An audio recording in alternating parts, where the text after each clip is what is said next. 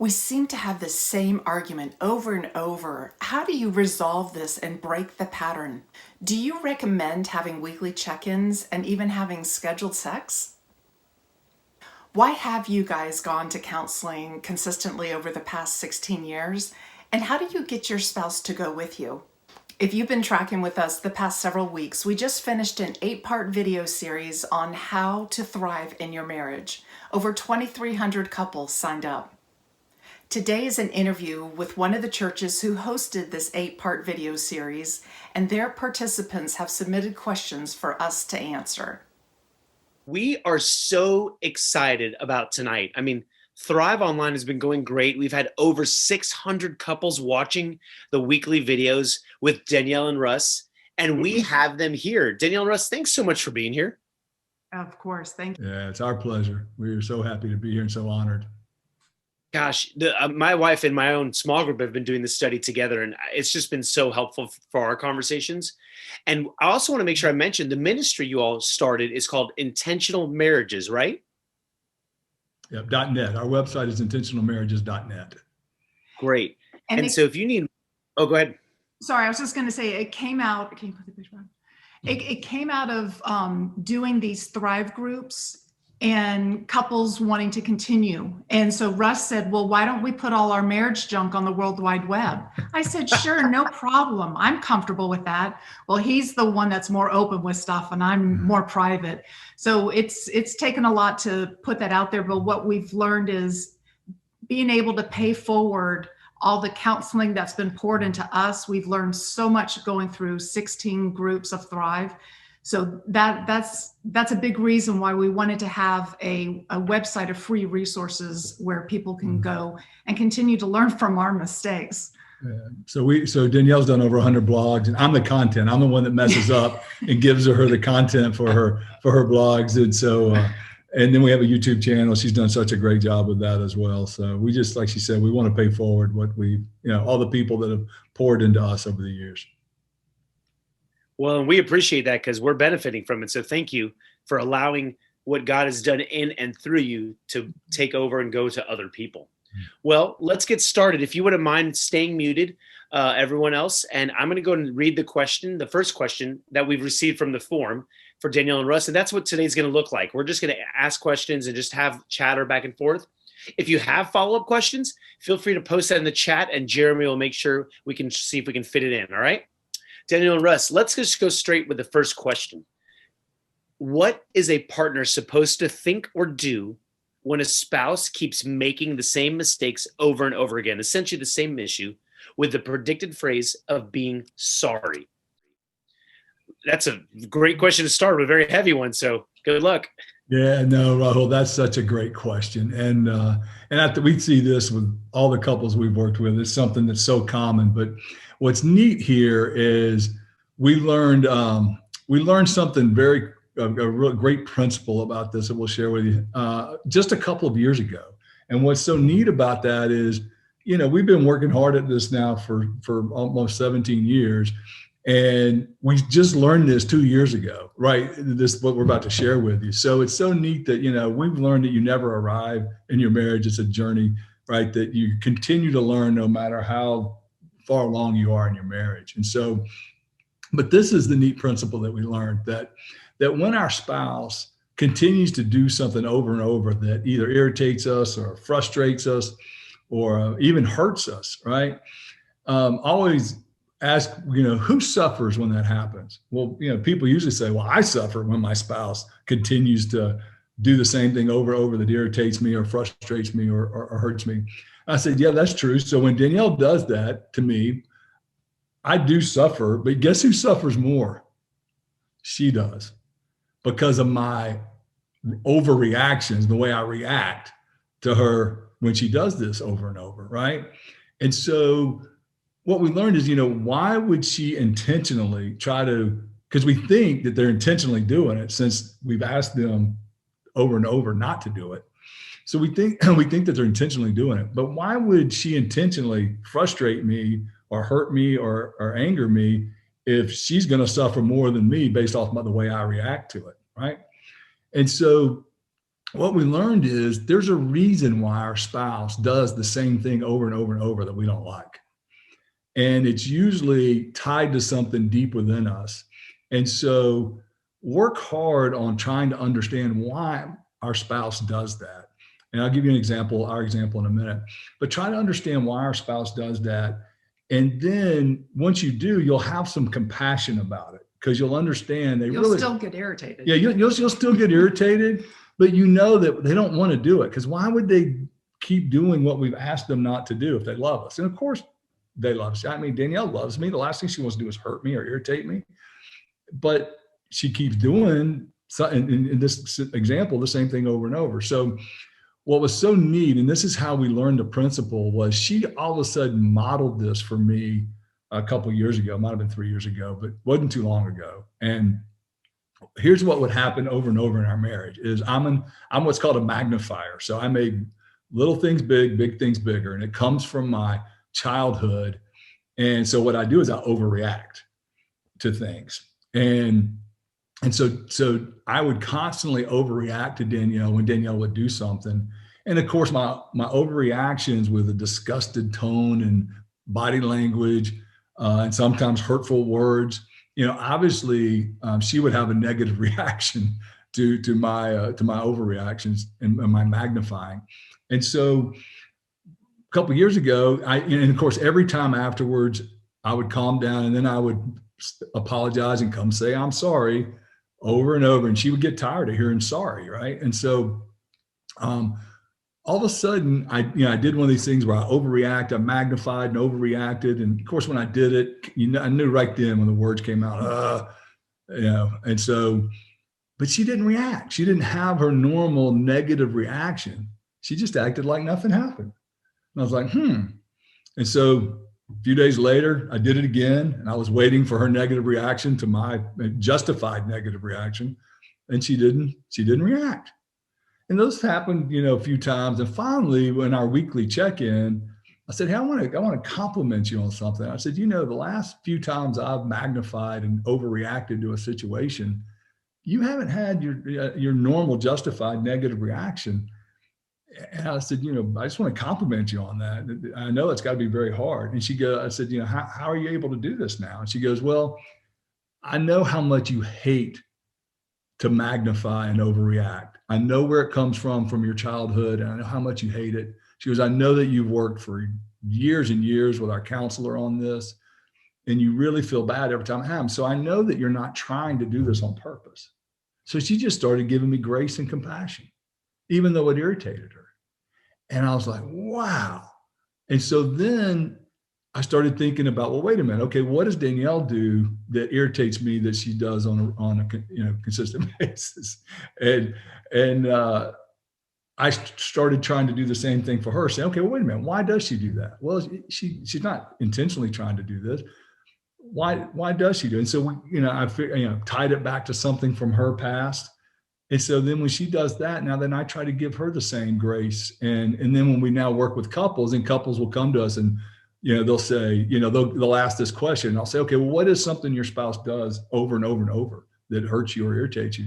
And they'll give us the example, and we'll ask a few questions. And pretty soon you can tie it back to why they do that. We had one thing with a dishwasher, right? We had a couple where the wife would get so mad at the husband by the way he put dishes in the dishwasher. And he's thinking, I'm helping. How can you be mad at me?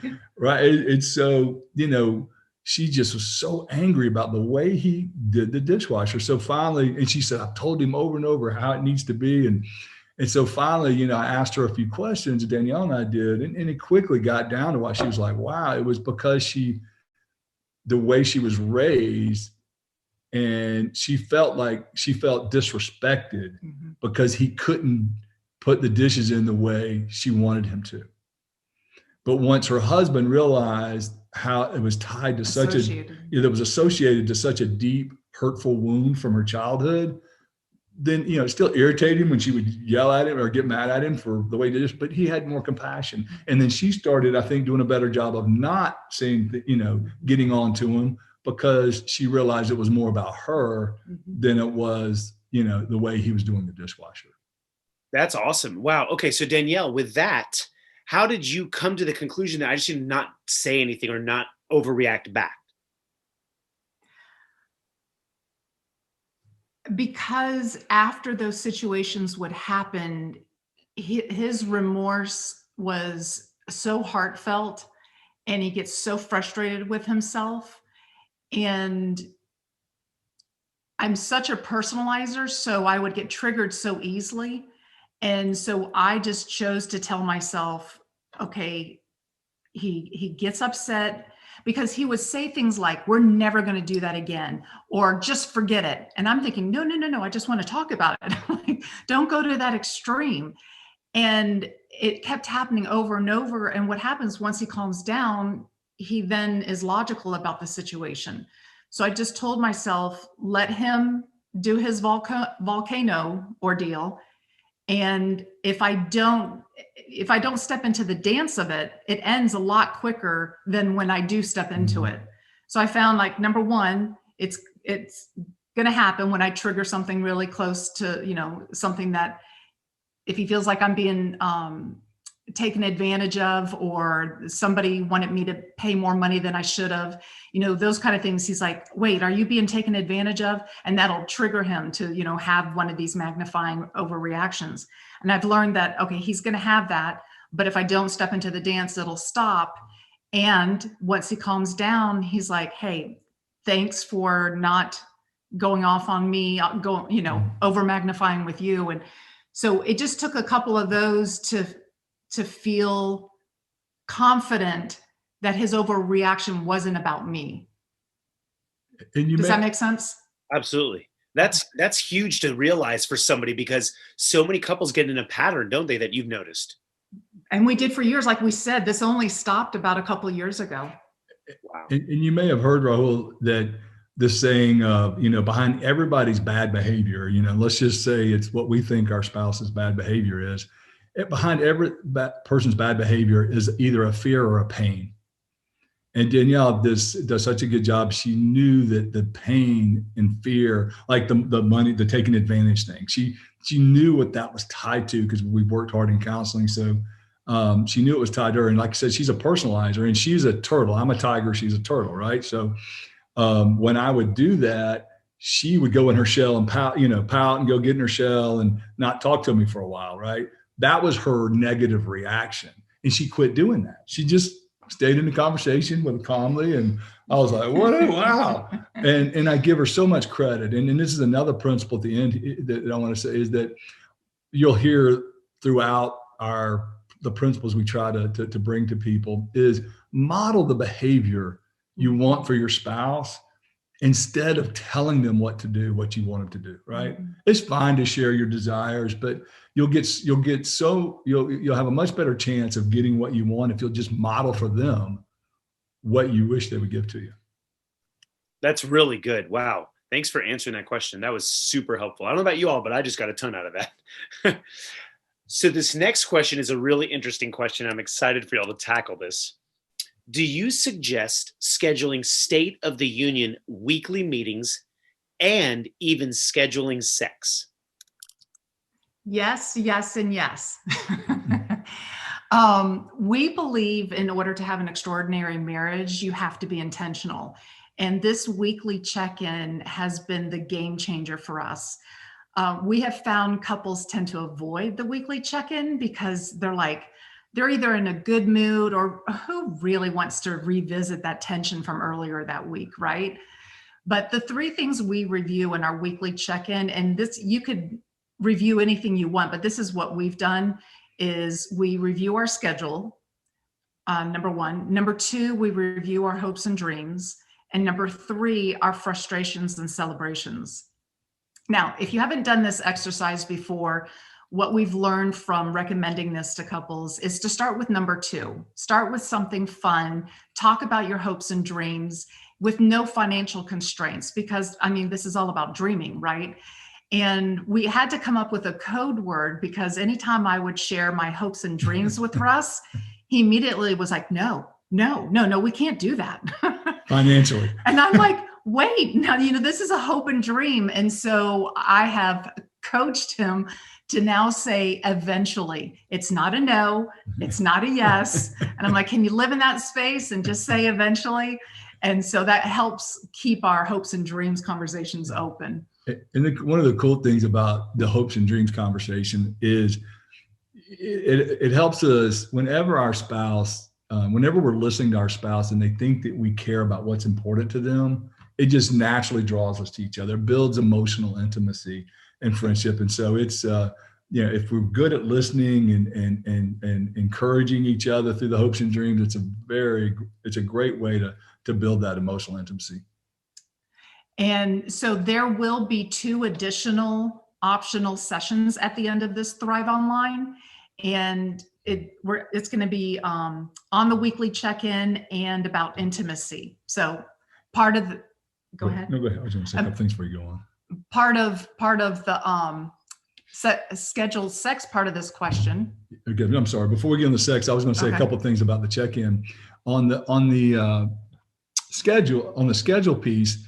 Of course, you get the typical benefits of just communicating well, knowing about your schedule, and there's no, expectations of, hey, you're going to take our son to baseball practice on this day. There's, you get all that benefit. But one of the neat things by doing the schedule for us was all of a sudden, right before a really important meeting, I'm in the software business, I sell software. So like say right before an important meeting, I would get a text from Danielle and say, hey, I'm praying for your meeting today.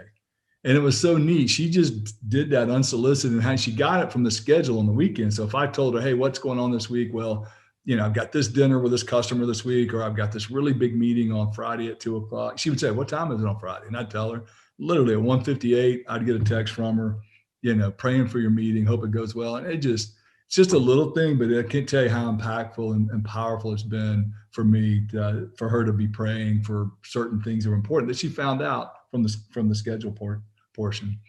And then and it goes back, he does it as well. Like if I have doctor appointments, and he's in an industry that's just slammed, so he's busy all day. So it's a nice way to stay connected when you do have the little ones running around and you're, carpooling. It's nice to pull up that text and know that, you're thinking about each other. Yeah, absolutely. Absolutely. And then the frustrations and celebrations is just gigantic. And when you Danielle mentioned in one of the later series here, videos, we go in more detail about the whole how to talk through frustrations from the previous week, but also to celebrate. Now, frustrations is a big one. I mean, that's one that's been a game changer for us. It takes a lot of practice to get good at it, but once you do, it is an absolute game changer in a marriage. And we do have a PDF that'll help you walk through the weekly check-in, because that's step number 3. There is a researched and proven way to formulaically, is that even a word, to walk through your frustration, conversation, and end up feeling closer afterwards. It blew us away. And so we're like telling everyone, like, you've got to do this. This is amazing. Because even the smallest of tensions, they build up, and they're like these microscopic drops of water that just, you don't feel them or see them, but all of a sudden that cup of water ends up getting full, and now you're feeling the resentment and things are blowing out of proportion. So we think this weekly check-in is huge to maintain the health and have true joy in your marriage. Right. Absolutely. That's good. I'm interested in that PDF. So thanks for making that available. I also want to go back. Oh, Jeremy got it. It's in the chat. Perfect. I want to make sure I don't miss this. Going back to what you were saying, Danielle, about scheduling sex. So we've got scheduling a weekly check-in. Do you recommend evening, morning, afternoon for that check-in, by the way? Or, does it matter? And then, go ahead. I'm sorry. I thought you were referring to something else. Ask your question again. I jumped back and forth. When do you recommend doing the check-in? Morning, afternoon, or evening? I thought you were talking about sex. I was like, really? Well, I was literally going to say for sex, and I was like, well, I should still ask that. Well, we strongly recommend a time where you're not hungry, angry, lonely, or tired. And I know parents of little ones that are like, when am I not, tired?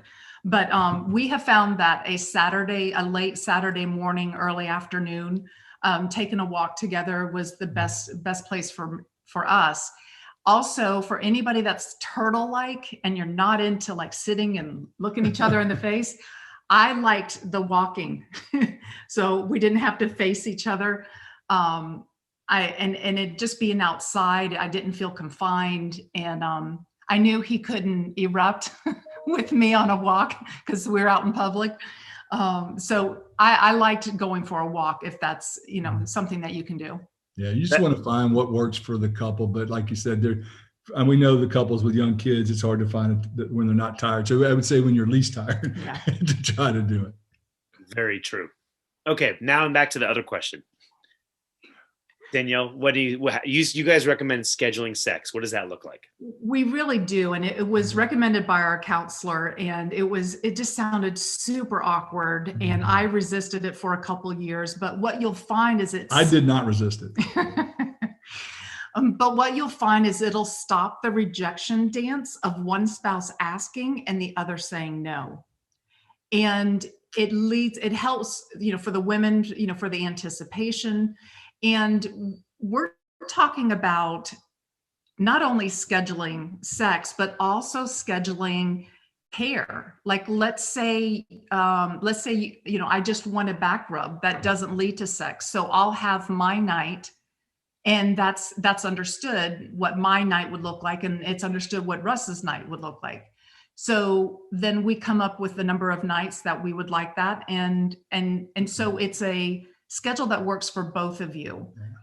There's no hard and fast rules about, how often time. I mean, you've got to come together and figure out what works for you as a couple. But like Danielle said, it takes away that rejection dance. And for her, I think it was neat because she likes the spontaneity and the romance piece. And it doesn't mean that you don't have nights like that, but she was surprised how the schedule actually worked for her, helped her as well. I mean, and she was pleasantly surprised. So give it a try. I think it's a great idea. And I think it's really funny to know that you specified a back rub that doesn't lead to sex. That was very specific. Yeah. And you schedule, you can schedule nights off, nights for, what does the wife desire and what does the husband desire, and have those different nights. And again, it's all about coming up with a schedule that works for both of you, not just one partner. That's great. Thanks for sharing that. Next question is, you guys have gone to a counselor every month for 16 years. The question is why, and how do you get your spouse to go with you if you want to do that? You want to take this one first? Or you want me to? No, go ahead. All right. So I had been married before and got blindsided with a divorce request. And I mean, I would have told you the day before that we had a great marriage. That's how knuckleheaded us men can be sometimes. Right. And so I went to counseling and said, hey, what happened? And, he spent some time with me. Pretty soon I realized that I was trying to be a great husband, but I didn't know how to be a great husband. And I was not a great husband, even though I was trying to be one. And so Danielle comes along, and I convinced her to come meet with my counselor, if you will, so she could meet who she was really getting serious with, because he would tell her might tell her a different person for who she was dating. And it was neat. She really connected well with him. And so we made a commitment that we learned so much from him in the first year or two that we made a commitment to go into counseling for the rest of our lives. And as proactively, from as a marriage coach or a life coach, not just marriage, I mean, as a life coach. And then we wanted to take what we've learned and pass on to others. Because we have, as you can tell, we have a big passion for trying to help marriages. Because when I was married the first time, I wanted so bad to be a good husband, and I was a horrible husband just because I didn't know how to be one. And I could, and just the fact that if I would have had Thrive, when I was young, before I first got married, or when we first got married, it would have been completely different. So, and we started off going to counseling out of fear. Yeah. So this isn't like, oh, let's be proactive and do the right thing. We started out of fear because he was scared to get married and divorced again. And I was just plain scared to get married. And so once I learned the motivations behind my behavior and how most of them were tied to my family of origin, I was hooked. And I was just as nervous to tell people we were going to counseling, but I've come to this place now is like, why do we give permission to hire a personal trainer or a financial advisor, but we don't give ourselves permission when it comes to our relationships? So with that said, I believe when you ask the second part of that question, how do you get your spouse to go with you, is the goal shouldn't be to try to get your spouse to go with you. I would extend an invitation to your spouse to come to a session to observe what you're learning, and it's with the premise that you're not, your spouse doesn't have to join in. So now you're modeling the work that you're doing, and you're leading by example. And I think that's the most powerful way, because I think just the idea of going, and especially for men, going is like such a sign of failure, that it's like, if you can invite somebody in and just watch what this interaction, what this conversation looks like on a very personal example. And this was my mom, granted. I told her, I said, I want you to come meet this counselor we've been meeting with for years. And she was terrified. She literally said the words, "I feel like you're taking me to the guillotine." And I'm like, oh my gosh, like what? And so this counselor is known to go for 90 minutes. So we start off with the conversation. I get things started. My mom does not stop talking for the next 90 minutes. We walk out of there. She's like, oh my gosh, she was amazing. And it just goes to show that we have such this awful stigma about counseling, and that I think if somebody could observe what it's truly like, I think they would run to it. And I'll say one more thing for you men. If you don't believe in having a coach for your relationship, then why does football have not only one coach, but a team of coaches? Just play the game, right? So there's my elbow for you. Yeah, absolutely. And just like, I think the first video in our series is work on you first. And that's the key mindset to take into counseling. If you go to counseling to try to fix your spouse, counseling will not work. But if you go and say, hey, help me understand my role in our marriage, both good and bad. How can I, help me learn how to be a better spouse? Counselors can do some great work, but if you're there to fix and change your spouse, the counseling will not work. And so, it's been one of the biggest, obviously, blessings in our marriage, and we're huge on that, and it's been incredible. And I was pretty stubborn. I was on my own for 18 years before I got married. I got married at 38. And I told Russ, I didn't have any issues when I was single. Like I was fine. And then all of a sudden I started having issues after I was married. I was like, what? Me? So it was a heavy hand for me in going into counseling and learning, like, wow, you do have issues. Yeah. And now, you may have heard the example that, when we get married, every couple shows up on their wedding day with a U-Haul full of baggage and unmet needs and subconscious expectations for their spouse. Well, Danielle and I had tractor trailer full of baggage that we brought to the marriage. And he had one of those double trailers. And that's true. Mine was my tractor trailer was twice as big as her tractor trailer. But so counseling has been just huge for us. Well, and the fact that you've been going every month for 16 years and you're still learning, that's huge. That shows that you've never arrived in marriage. There's not an end point to going to needing to learn about your spouse. Because I've always heard study your spouse, and work on yourself. So that makes so much sense. And to that point, Rahul, when we started off a Thrive, and there's 4 to 5 couples that are strangers, they don't know us. After we gave them an intro about ourselves, there was one wife that said, why are you guys leading this? Because we share all of our, good, bad, and ugly in our story at the beginning of a Thrive group. And it was funny. Yeah. And so to your point, no, we're still going to be a mess. And we've just learned some tools along the way that sound very simplistic, but they have a profound impact when you apply them. Yeah. Well, before I move to the next question, I want to make sure I don't miss something. You said you led a Thrive group and you shared your full story. Yeah. And so I want to make sure, like, I know some people are like, how much can I share when I'm meeting with other people? I have a married group. How much should we share? I think you guys came up with a guide for that, didn't you? That Jeremy, I think you have the link if you wouldn't mind. Oh, he's ready in the chat. And I think that's super helpful based on the way you've led before. That's helped other people receive more, because if you're so guarded, you can't receive it. Right.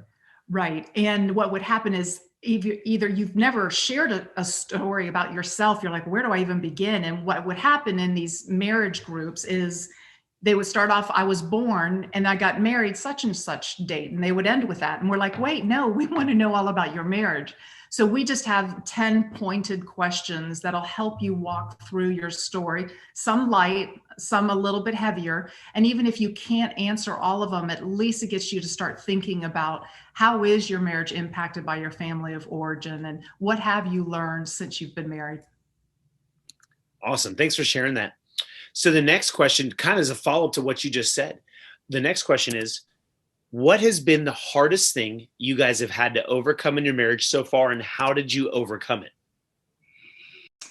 Yeah, that's such a great question. And so Danielle and I, well, here's what we believe. We believe that, and this has been the hardest thing for us. And we've worked with a lot of couples over the years, 100 and some couples. And we've seen this with most, if not all, the couples, is that trying to manage that daily process of bumping into each other's wounds and subconscious expectations.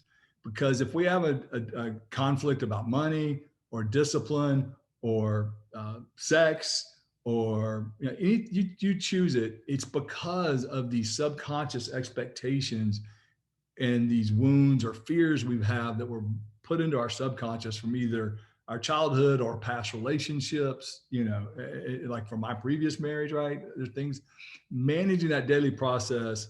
Anytime we have conflict, we always process it and peel back the onion. And it always comes back to these subconscious expectations because of wounds and fears that we have. So just to make this a little bit more practical. So if we have a fight about one of those topics, it will always come down to the fact that I felt ignored. That's my underlying biggest emotional wound. And for Russ, it's my constant need to be validated I'm a good husband. And it shows up in very unhealthy ways. So if Danielle comes in and has a legitimate complaint, say, I think we use this in the video where she comes in and I told her I would take the garbage out before the garbage truck came. And she came in and said, honey, the garbage truck came and you didn't take it out. I mean, I would immediately get mad at her for her legitimate complaint, right? And I would get defensive, have some kind of excuse. And that's because all I hear when she comes in and complains is you're a bad husband. Even though consciously in my cortex, I know that she thinks I'm a good husband. But that wound is so deep from my childhood that I constantly need to be validated that I'm good enough, right? And so it just shows up in such unhealthy ways. And I've learned now, this is a great principle that we've learned is the more intense my emotion. So if I get frustrated or if I get angry, the more intense that emotion, the more it's about me than what she did or said. And that's been huge for me to deal with this. So if she comes in and does something, all of a sudden I get flooded with some kind of negative emotion. If I can pause and say, okay, wait a minute, why am I so mad or why am I so frustrated? Well, it's because she did this. Well, wait a minute, why is that making me so mad? And I peel back the onion a couple of layers. It always comes up to it bumped into that wound of I feel like I'm not a good husband. I need her to validate constantly I'm a good husband. And so it sounds like you guys it's still an overcoming thing. It's not a solved thing, but now you know how to manage it because you've noticed what the wound is from. Okay. Yeah. And that's why counseling and Thrive have been so important to us, because they've helped us learn these wounds and expectations that we have. And that creates compassion for each other. And then we help each other manage, right? So I can say, we have I don't know if we're talking about this, but it's a simple thing like a soften startup. So Danielle knows to help me not overreact and magnify. She might come in and say, hey, I have something hard to talk to you about. And it's probably going to make you anxious and might frustrate you, but I've tried everything I can to solve this problem and I really need your help. And it's amazing. It's like a switch goes off, and instead of getting flooded and getting fearful and anxious and I end up I'm calm. So she's learned to help me manage around, because to your point, Rahul, these wounds, they don't get healed. Childhood wounds, they can get better, but the things I saw in my childhood are never going to go away. You can just only manage. Yeah. I mean, I've gotten better. But those wounds don't get, they don't get healed where you don't have to deal with them anymore. So that's why this is a lifetime thing. You can get better at managing them. And that's what we've learned to do.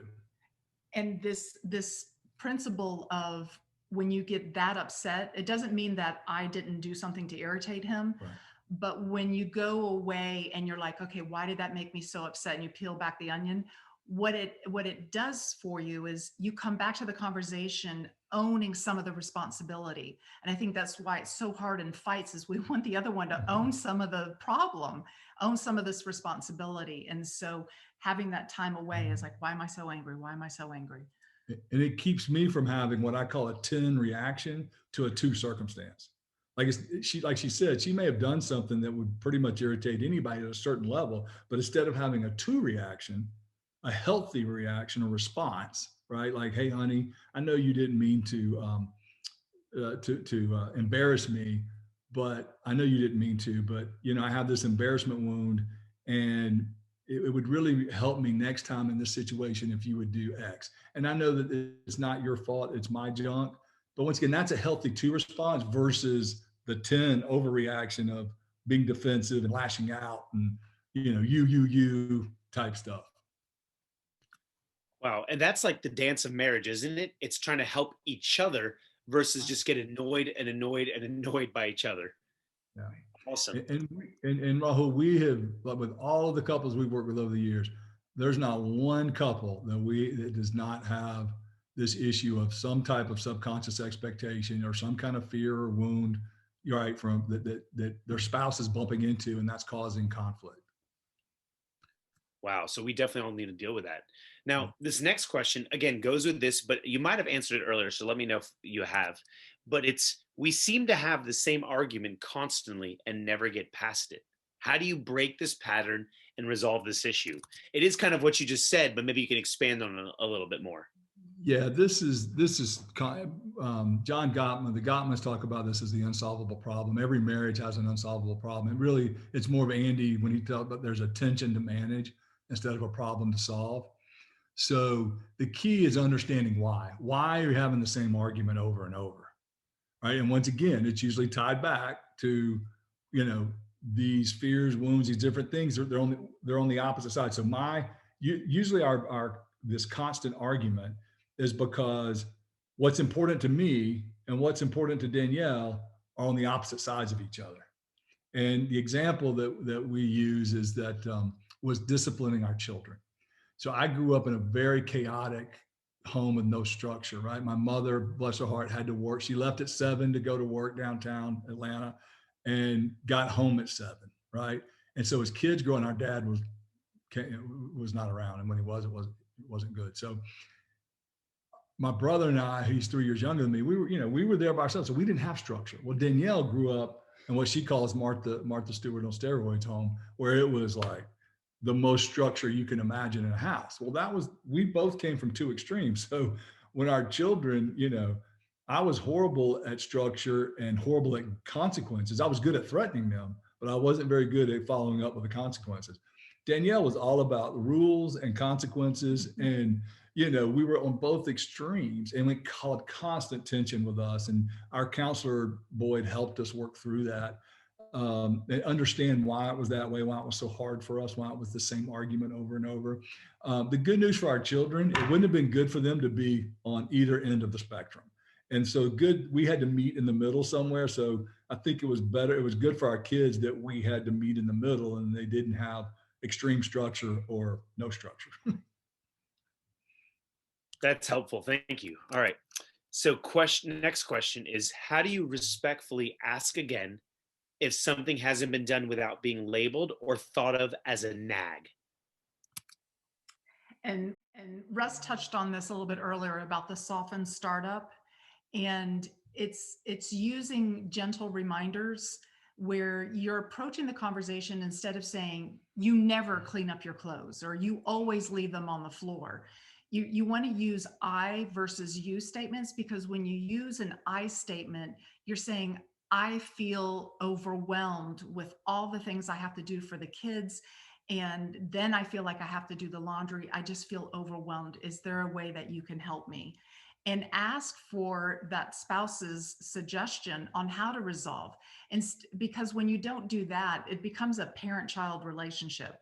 You need to clean up the kitchen. You never seem to help me. I think the reason why we don't use the I statements, the I feel, is because it requires you to be vulnerable. It's so much easier to attack and say you and blame our spouse, as opposed to, I feel tired. I feel overwhelmed. I feel disrespected. I feel I need to get a project done tonight. Is there a way that you could help me with the kitchen? Like, it's sharing what your thought process is instead of barking an order. So again, using a softened startup would, for me, would be like, something that you've asked over and over and over. It would be, hey, I've got something to share with you. I feel like this is going to make you angry, or it's going to make you anxious. And can you, work with me on this conversation? And I wanted to share that I feel overwhelmed and I really need your help in doing such and such. And then ask them, what is a way that this particular task can be done where it's good for you and good for me? Can we come up with some kind of compromise? So I think asking the spouse's suggestions on how things can be improved might get their buy-in on what you're asking for. And the other thing I think that helps is to acknowledge that you understand it's hard for them, or it's something they don't enjoy doing, right? And so, because I might enjoy doing that task, and she might not, but I can't do it tonight because of a work project or work commitment. And instead, I can say to Danielle, hey, I know this is not easy for you to do, and I know it's something you don't enjoy doing, but it would really mean a lot to me and help me if just tonight you could do this, or whenever. So just acknowledge that just because it's easy or something that's important to you, that it might not be to them. And so leading by example is really big on this one too. So to give you an example is, let's say the laundry's been done and I could live out of the dryer for a couple days, and Russ in the closet, I mean, it's arranged by color. The hangers are spaced. If you saw that movie with Julia Roberts, kind of scary dude, with OCD that, lives in perfection. Well, that's what his closet looks like. And so I know how important it is that when that dryer's done, to have all of his stuff hung up, all the buttons, all of them, all the way up. And for me, I can be more casual about it, but because I know that's something important to him, out of that same dryer load, I'll take care of his stuff and won't touch my stuff, but I'm showing him, hey, I know how important this is to you. And I think that motivates him to do things for me. Yeah, and she's done that in so many areas of life in areas in our marriage where she will do little things for me. And so when she asks me to do something, I want to do something back for her that's important to her, because she does all these things for me without me even asking. It's incredible. Wow. Okay. So hold on. Some things I heard there were huge that I want to make sure we don't miss. First of all, hearing you make those statements, I can just imagine how much calmer of a house marriages could have when you use those statements, because it removes the feeling of, I expect you to do this. Mm-hmm. And it makes you more of a team versus like you said, parent-child relationship. When you said that, a light bulb went off in my head. I was like, that's massive. Mm-hmm. The other thing I heard was the word empathy. When you start acting like this, you're not just thinking about yourself. You're actually thinking about, how are they going to react? How are they going to hear this? What do they need to hear? And it puts the onus on you instead of on them. So that was excellent. All right. This has been great. We're wrapping up our time. Do you think we have time for one more, guys? I think so. Let's go for it. Okay. This is a fun question. What has kept your marriage feeling like the feeling you guys had in the very beginning of your marriage, no matter how many years you've been together for? Yeah, I think, you know, for us, we've learned that being intentional is the key, right? By working consistently on our marriage. And, you know, by doing that, it's increased our intimacy, both, you know, spiritually, emotionally, and physically. And what over the years by us, you know, by me seeing Danielle work so hard on herself, on our marriage, and on trying to help others, you know, I have such a tremendous respect and compassion and love for her. And you know, so is it the exact same feelings as when we married? I don't know, but I can just tell you that it's even stronger. My feelings for her now are stronger than they were when we first got married. Mm-hmm. And it's incredible. I want to give Thrive some kudos because we've taught it 16 times, but we took it what 3 times before Mm-hmm. that. And what that's done is it's given us the tools to now we have confidence that we know we're going to bump into these things, wounds, right? We know that I know I'm going to do something that's going to either hurt her or bump into a hurt of hers. That's one thing you learn after being married for a long time. It can happen right after this Yeah, call. it can happen. It can happen during this call. But what we do now, we have this confidence that we've got the tools now to work through this and not only work through whatever happens, but we will feel closer afterwards. And you could have never convinced me that if you would have told me, hey, you're going to have conflict, but guess what? If you can process the conflict properly, you will actually feel closer after. And the bigger the conflict, the closer you feel. And now we have the confidence to know, yeah, we can still get frustrated with each other, but we know how to work through that quickly and even be closer. So, I mean, I feel so blessed by her, and I thank God every morning for giving me her and how hard she works on herself in our marriage. Yeah, Russ set the tone for that when I met him. You want to meet my counselor? That should have been a red flag to her that I already had a counselor. Is that like, man, I don't know about this. So, okay, so it sounds like what you were saying, Russ, is I just look at her differently. I don't have expectations. I'm appreciative of her. I'm thankful for her is what I hear. Yeah. Danielle, does that go the same for Russ? Is that how you keep the love going strong? How do you feel about that? Oh, I could easily say ditto. I mean, to have, if you know, us girls seem to have a list, you know, tall, dark, and handsome. Well, I got that.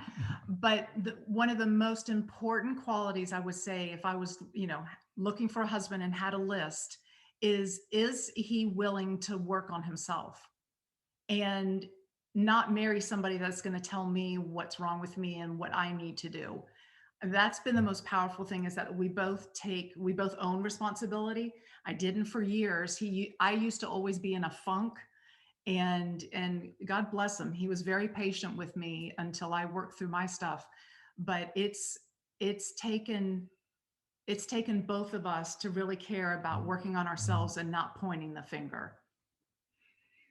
Yeah. I don't know about y'all, but is that what y'all expected to hear? Like, work on yourselves is the way you keep your marriage going strong and having that loving thing. So what Danielle and Russ said, guys, was huge, because that's so true. That's how you stop having expectations, right? And you just work on yourself.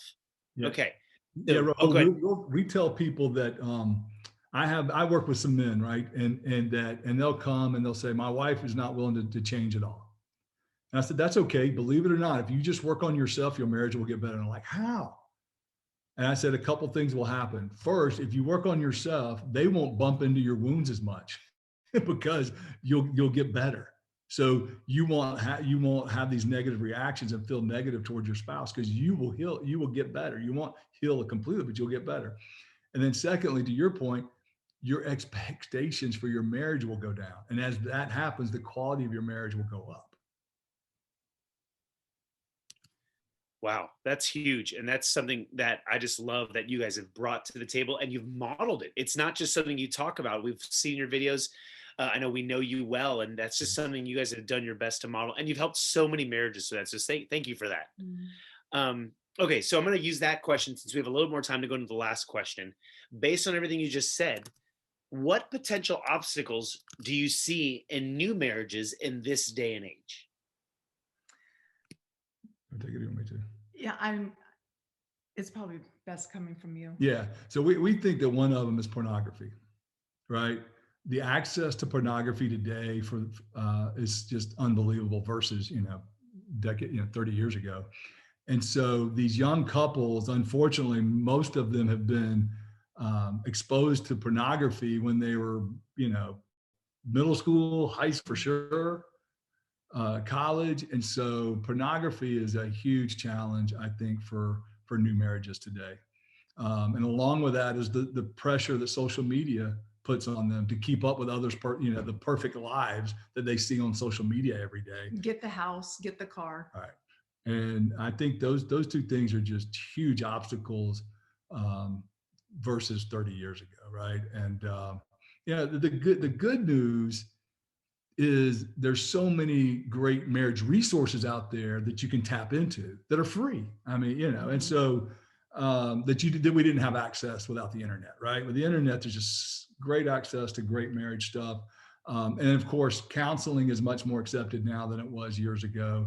So that's the other good news. So there's like everything, there's always, And the blessing of COVID is now counseling is online. So you can be comfortable in in the privacy of your home. Right.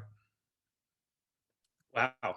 Way to end it on a positive note. I was hoping you guys would do that because I was like, it could easily go dark there, but you're right. There's so many resources out there, like you all, like Thrive Online, and our churches have great care departments that really help marriages thrive. And so make sure anybody listening to this, you take advantage of that if you feel like you need it. Even our website, gwinnettchurch.org/care, has a referral website for counselors. So please definitely check that out. More than happy to help you with that. Danielle and Russ, I can't thank you enough. This has been awesome. Did y'all think so too? This has been excellent. I really appreciate it. We appreciate it. And please know that God is using y'all. Thank you. Thank you. Well, God bless, and we wish the best for all of y'all's marriage. Would you mind closing us in prayer as we end? Absolutely. Would love to. Dear Heavenly Father, we thank you so much. First one, thank you so much for Gwinnett Church and its willingness to invest in Thrive and all the wonderful couples in the church. And Lord, we just lift these couples that are on here tonight up to you. We thank you for their commitment to invest in their marriage by being here. And we just pray that for your supernatural hedge of protection around them and their marriages. And Lord, we're just so grateful that we have you as our Savior. We love you so much. In Jesus' name, amen. Amen. Thank you all again. Thank you everyone else for coming and watching. And we hope this was helpful to you. Have a great day. Ladies, would you like to personally ask me more questions like the one we just addressed? I'm hosting a webinar this week where you can learn how to work with me. There are 3 dates available. The link is in the description below. To see the whole 8-part video series, check out this playlist here. Great tips on how to thrive in your marriage. Remember, to have an extraordinary marriage, be intentional.